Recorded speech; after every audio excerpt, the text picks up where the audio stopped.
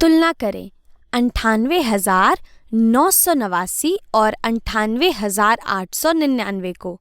तो इन दोनों संख्याओं की तुलना करने के लिए हमें मालूम होना चाहिए कि यहाँ पर जो अंक हैं, इन संख्याओं में जो अंक हैं उनका क्या मतलब है।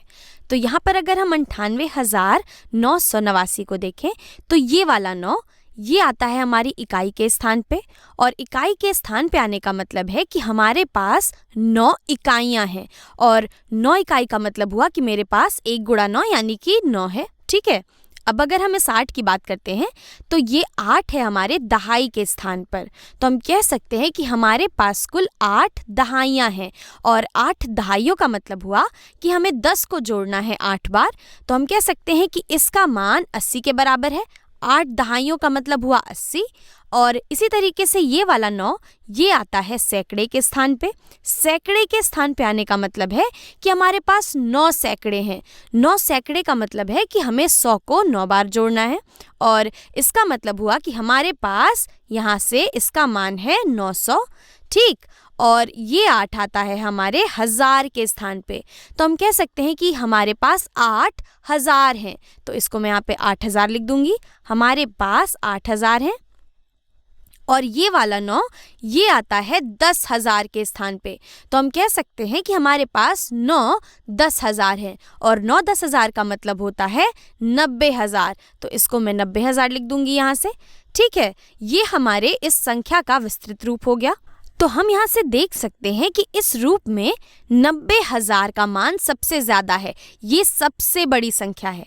तो जब भी हमें तुलना करनी होगी इस संख्या की, तो हम यहाँ से करना शुरू करेंगे, यानी कि यहाँ पर इस विस्तृत रूप में हमारे मान दाईं से बाईं ओर घटते चले जाते हैं। यहाँ पर ये सबसे बड़ा मान है, उसके बाद ये वाला मान बड़ा है, इसके बाद ये, इसके बाद ये, और आखिर में ये 9 सबसे छोटी संख्या है यहाँ पे।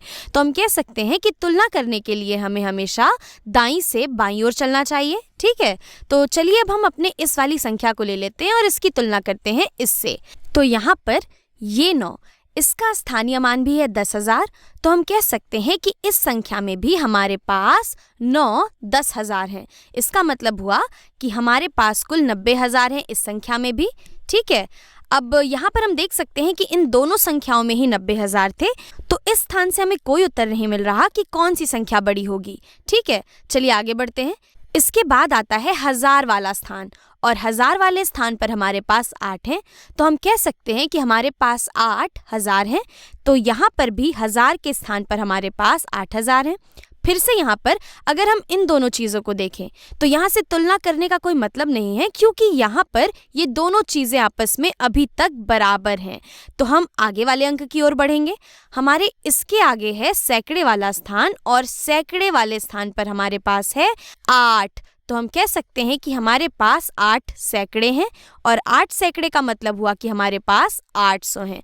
तो अब अगर हम यहाँ पर इन दोनों को देखें तो 900 बड़ा होता है 800 से, और क्योंकि 900 बड़ा है 800 से, हम कह सकते हैं कि 98,989 बड़ा है 98,899 से। और इसको दिखाने के लिए मैं ये वाला चिन्ह बनाऊंगी। इसका मतलब हुआ जहाँ पर इसका मुंह खुला हुआ होता है वो संख्या बड़ी होती है। और यहाँ पे इसके आगे जाने का कोई मतलब इसलिए नहीं है क्योंकि मैं कितनी भी दहाइयाँ ले लूँ वो सैकड़े से तो छोटी ही होगी। तो यहाँ पे अगर हम आगे बढ़ते भी हैं, हमारे यहाँ पर दहाई के स्थान पर है 9, यानी कि हमारे पास 90 है यहाँ पे। ठीक है, और हालांकि 90 यहाँ ये दहाई वाला स्थान बड़ा है हमारे इस दहाई वाले स्थान से।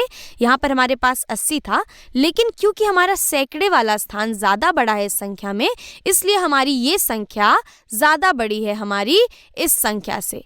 तो यहाँ से हम समझ सकते हैं कि अगर हमें दो संख्याओं की तुलना करनी है तो हम दाईं से बाईं ओर उनके अंकों को देखना शुरू करते हैं उनके स्थानीय मान के अनुसार, और जिस भी संख्या में अंक बड़ा होता है उस स्थानीय मान पे वो संख्या बड़ी होती है, जैसा कि हमने यहाँ भी देखा। चलिए एक और उदाहरण करेंगे। इसको मैं थोड़ा ऊपर करूंगी। ठीक है, तुलना करें 53,000 की 350,000 से। इसको मैं ऐसे भी पढ़ सकती हूँ, इकाई, दहाई, सैकड़ा, हजार, 10,000, लाख। तो ये बराबर है 3.5 लाख के। हमें तुलना करनी है इन दोनों संख्याओं की। आपको ऐसा देख के लग सकता है या फिर एक बार के लिए आपके मन में आ सकता है कि यहाँ पर अगर हम दाईं से बाईं ओर शुरू करते हैं तो पहले मेरे पास 5 है और यहाँ पर इस संख्या में मेरे पास 3 है, और क्योंकि 5 बड़ा है 3 से इसलिए ये संख्या बड़ी होगी। लेकिन ऐसा कहना गलत होगा, और गलत इसलिए होगा क्योंकि यहाँ पर 5 का स्थानीय मान कुछ और है और यहाँ 3 का स्थानीय मान कुछ और है। अंकों की तुलना करने के लिए ये भी बहुत ज़रूरी है कि हम उनके सही स्थानीय मानों की तुलना करें। ठीक है, यहाँ पर 5 है हमारे पास 10,000 के स्थान पर, तो हम कह सकते हैं कि यहाँ पर हमारे पास 5 10,000 या फिर हमारे पास 50,000 है। ठीक है, लेकिन अगर हम इस संख्या को देखें तो यहाँ पे 3 आता है लाख के स्थान पे, लाख के स्थान पे, या फिर हम कह सकते हैं 100,000 के स्थान पे।